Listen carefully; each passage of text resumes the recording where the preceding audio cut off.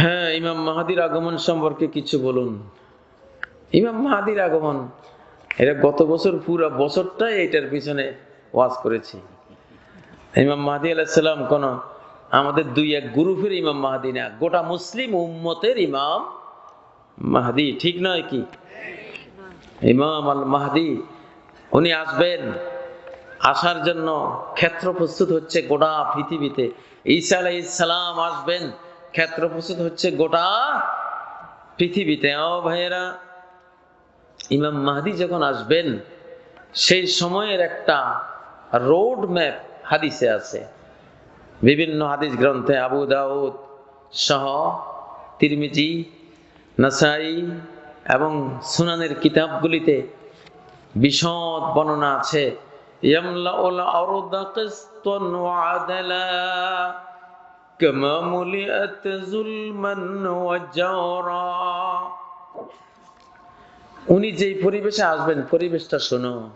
নবীজি বলছেন পরিবেশটা হলো গোটা পৃথিবী জুলুমে, অত্যাচারে, গুমরাহিতে, বাঁকামিতে, বক্রতায়, কানায় কানায় ভরপুর হয়ে থাকবে। হয়েছে কিনা? হয়েছে কিনা? ও ভাইয়েরা,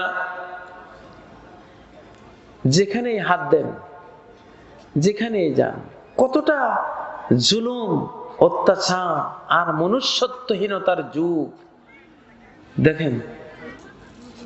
সেদিন একটা অটো ড্রাইভারের কাছে, অটোওয়ালারা রাগ করো না, একটা ড্রাইভারের কাছে আমার ব্যাগটা আমি দিলাম।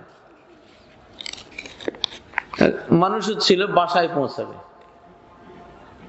ড্রাইভারের কোন ফাঁকে আমার এই আইপ্যাডটা, এই আইপ্যাডটা আর দুইটা মোবাইল চুরি করে নিয়ে গেছে। কিন্তু এই আইপ্যাডটা হারালে 3বার চুরি হয়েছে, 3বার পাইছি আলহামদুলিল্লাহ। এটা হারলে আল্লাহ তাআলা, এইটা তো এই যে তোমার কোটি কোটি বান্দারা যে জ্ঞান নেয় আমার থেকে, এটা তো সেই সেই কাজের সহযোগী একটা তোমার দেওয়া নেয়ামত, এটা তুমি হেফাজত করো। তো ঠিকই দেখি যতবার 3বার হারাইছে, 3বার কিন্তু পাইছি। এই সেই দিন সপ্তাহ 2 আগে চুরি হয়েছিল। পরে আবার খবর দিছে, কয় হুজুর জিনিসটা তো পাওয়া গেছে, কি করা যায়?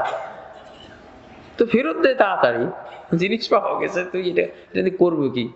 হ্যাঁ, এখনো যে বাঁচি আছো, এত এত কোটি কোটি মানুষের এই জ্ঞানের লাইব্রেরি এটা চুরি করছো, তুই কি চুরি করছো? যদি জানতি হাটফেল করে মারা যাইতি।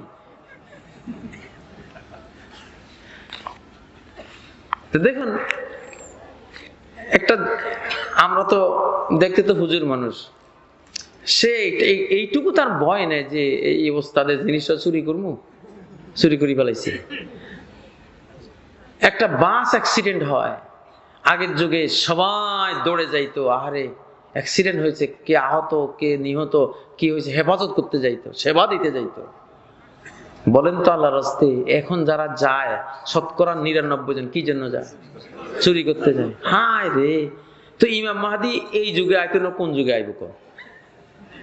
কোন যুগে দরকার? ঈসা আলাইহিস সালামের কোন যুগে দরকার?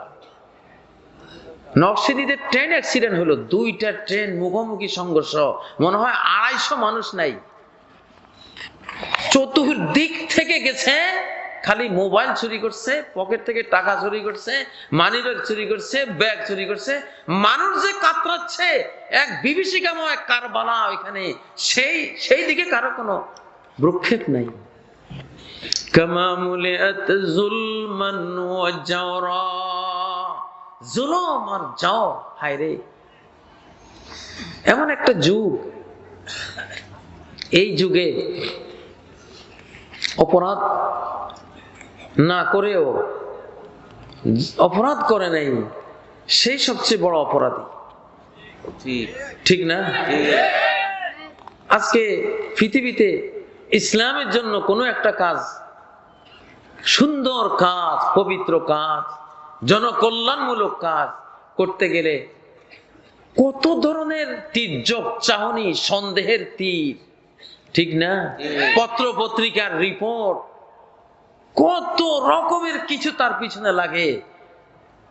একটা তাফসীর মাহফিল করতে গেলে কত বাধার বিন্ধ্যাচল পার করিয়ে তারপরে করা যায়, ঠিক না? আর জাহান্নামে যাওয়ার একটা সারেগামা বাধা নিশা এগুলির আয়োজন করেন, আপনি একেবারে নিরাপত্তা বাহিনীর প্রটোকল সহ আপনি পেয়ে যাবেন। তো আর কোন যুগে বলেন, কোন যুগ ইমাম মাহদী ঈসা আলাইহিস সালাম তাদের আসার যুগ? তো এটাই, কামা মুলিয়াত যুলমান ওয়া জাওরা, জুলুম আর জাওরে গোটা পৃথিবী ভরে যাবে, ভরে যাবে। এখন পৃথিবীতে একসময় নারী নির্যাতন শুনতাম, এখন সমান তালে পুরুষ নির্যাতনও চলছে, আইন আদালত এইসব কিছু দিয়ে, ঠিক না বেঠিক? পুরুষ নির্যাতন। আমার এক বন্ধু ইটালিতে যান ব্যবসায়িক কাজে, তার এক বন্ধু আছে তাগড়া যুবক, বিয়ে করে না। তো প্রশ্ন করলো, ভাই তুমি বিয়ে করো না কেন? কয় ভাই, বিয়ে করার পরে যদি কোনোদিন তার সাথে ছাড়াছাড়ি হয়, সারা জীবন তার ভরণ পোষণ দিতে হবে আমাকে। আমার সমস্ত উপার্জনের 40% অটোমেটিক তার অ্যাকাউন্টে চলে যাবে। তালাক দিলেও আমার বাঁচার উপায় নেই, তালাক দিলেও সে আমার খাইব। জামাই থাকতে তো খাইবো খাইবো, তালাকের বড় সারা জীবন খাইবো আমার। এরপরে হইল সে কালকে কইব তুমি থাকো আমি একটু আসি। কোথায় যাও? আমার এক বয়ফ্রেন্ড আছে ওর কাছে। কালকে যাবে এক বয়ফ্রেন্ডের কাছে, পরশু যাবে আর এক বয়ফ্রেন্ডের কাছে। সেদিন পত্রিকা দেখলাম এক বাংলাদেশি কোন আমেরিকানকে বিয়ে করছে, বিয়ের পরের দিনে বলে তুমি থাকো আমি একটু আসি। কোথায়? আমার তো বয়ফ্রেন্ড আছে। আরে কি বলো বয়ফ্রেন্ড? আরে কি বলো তুমি? তুমি কি আমার ব্যক্তি স্বাধীনতা হস্তক্ষেপ করতে চাও? তাহলে এখনই মামলা করে দিলাম। 4 দিন 4 লাঙের কাছে গেছে। এই লোকে কয় তোর শ্বশুরের বেটি, তুই চিনিস নি আমি কোন দেশের মানুষ? মনে মনে সিদ্ধান্ত করে তালাক তুলাক দিয়ে আইসা করছে। হ্যাঁ, এই যুগটা তো স্বামীর না, এই যুগটা তো লাঙ্গের যুগ। হ্যাঁ, স্বামীরা বড় বেকায়দায়। কামা মুলিয়াত যুলমান ওয়া জাওরা, কোথায় হাত দিবেন? যেখানে হাত দিবেন সেখানে এই অবস্থা। হায় হায়,